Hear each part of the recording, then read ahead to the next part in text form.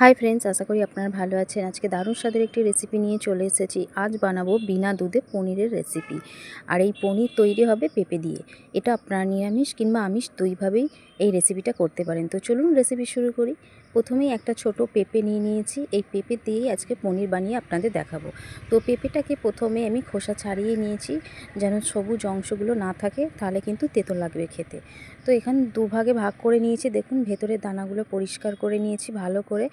এখানে পেঁপেগুলোকে ছোট ছোট করে আমি কেটে নিয়েছি। এভাবেই পাতলা পাতলা করে কেটে নিতে হবে পেঁপেগুলো। তারপর একটা মিক্সিং জারের মধ্যে পেঁপেগুলো আমি নিয়ে নিলাম। এবার একটা পেস্ট বানিয়ে নেব।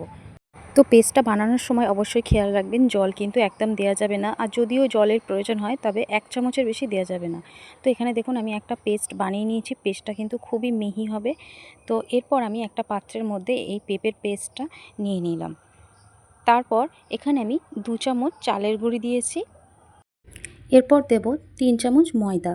ছোট একটা পেঁপের জন্য 2 চামচ চালের গুঁড়ি আর 3 চামচ ময়দা কিন্তু পারফেক্ট একদম পরিমাণ।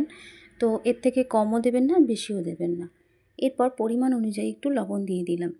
এবার সবকটা উপকরণ খুব সুন্দর করে মিশিয়ে নিতে হবে। এখানে কিন্তু কোনো রকম জল ব্যবহার করা যাবে না।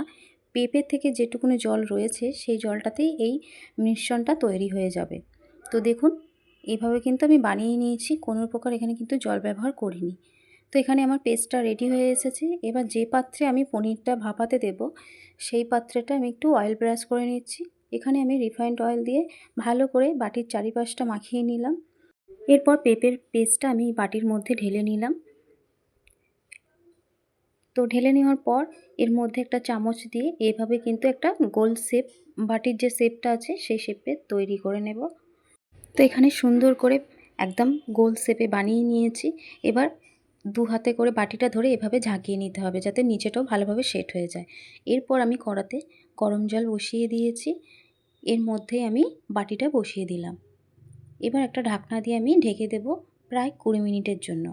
আর এটা 20 মিনিটে পুরো রেডি হয়ে আসবে। তো ফিরে এলাম 20 মিনিটের পর আপনাদের দেখাই। তো দেখুন আমি কাঠি দিয়ে দেখিয়ে দিচ্ছি, কাঠির গায়ে কিন্তু কোনো রকম লেগে নেই। এটা কিন্তু রেডি হয়ে এসেছে আর নিচে জলটাও শুকিয়ে এসেছে। তো এটা আমি ঠান্ডা হতে দেব। তো দেখুন ঠান্ডা হওয়ার পর বাটির গা দিয়ে কিন্তু ছেড়ে দিয়েছে। এবার এটা আমি একটা পাত্রে ডিমোল্ড করে নেব। তো খুব সহজে এবং বাটির মধ্যে থেকে এভাবে বেরিয়ে এসেছে। তো আপনারা দেখেই বুঝতে পারছেন, আমি হাতে করে আবারও আপনাদের দেখিয়ে দিচ্ছি। দেখুন কতটা সুন্দর তৈরি হয়েছে, ভাঙেনি কোনোভাবেই কিন্তু।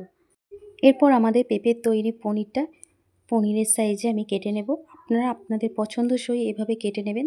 তো এখানে আমি পনিরের মতো করেই কেটে নিয়েছি। একদম মনে হচ্ছে না পনিরের মতো। তো চলুন এবার ভেজে দেখাই। প্রথমেই কড়াতে সর্ষের তেল দিয়ে দিলাম কিছুটা পরিমাণে। এরপর আমি পনিরগুলো একে একে ভেজে নেব। পনির যেভাবে ভাজা হয়, খুব বেশি ভাজবো না, একটু হালকা লাল করে ভেজে নেব।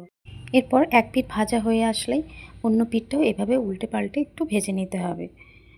আর এখানে কোনো রকম একটার গায়ে একটা লেগে যাবে না, একদম ধীরে সুস্থে ভালোভাবে ভাজা যাবে। আপনারা খুব সুন্দর করে ভাজতে পারবেন। তো দেখুন আমার এখানে পনিরগুলো ভাজা হয়ে গেছে। এবার আমি একটা পাত্রের মধ্যে তুলে নিচ্ছি। তো আপনাদের আরও একবার দেখিয়ে দিই, দেখুন ভাজার পরে কতটা সুন্দর লাগছে পনিরগুলো। তো এরপর আমি ওই তেলের মধ্যেই এখানে শুকনো লঙ্কা আর গোটা জিরে ফোড়ন দিয়ে দিলাম। পেঁয়াজ বাটা, আদা বাটা আর রসুন বাটা তেলের মধ্যে দিয়ে এভাবে একটু ভালো করে ভেজে নিলাম, যাতে কাঁচা গন্ধটা চলে যায়। এরপর এর মধ্যে পরিমাণ অনুযায়ী লবণ, পরিমাণ অনুযায়ী হলুদের গুঁড়ো আর টমেটো পেস্টটা দিয়ে দিলাম, সাথে পরিমাণ অনুযায়ী লঙ্কার গুঁড়ো দিলাম। এবার ভালোভাবে মশলাটা কষিয়ে নেব। তো দেখুন এখানে মশলাটা আমি কিন্তু কষিয়ে নিয়েছি ভালো করে, আর মশলা থেকে কিন্তু তেলও ছেড়ে দিয়েছে। এবার আমি পরিমাণ অনুযায়ী জল দিয়ে দেব। তো এখানে খুব বেশি জল দিলাম না, একদম অল্প পরিমাণে জল দিয়ে মশলাটা ভালোভাবে নেড়েচে এবার এটাকে ফুটতে দেব। তো গ্রেভিটা যখন ফুটতে শুরু করে দেবে এভাবে টকবক করে, তখন কিন্তু ভেজে রাখা পনিরগুলো দিয়ে দিতে হবে এই গ্রেভির মধ্যে। তো এইখানে 1 থেকে 1.5 মিনিট এভাবে একটু নাড়াচাড়া করে এভাবে কিন্তু নামিয়ে নিতে পারেন। তো তাহলেই তৈরি হয়ে যাবে পেঁপের পনির।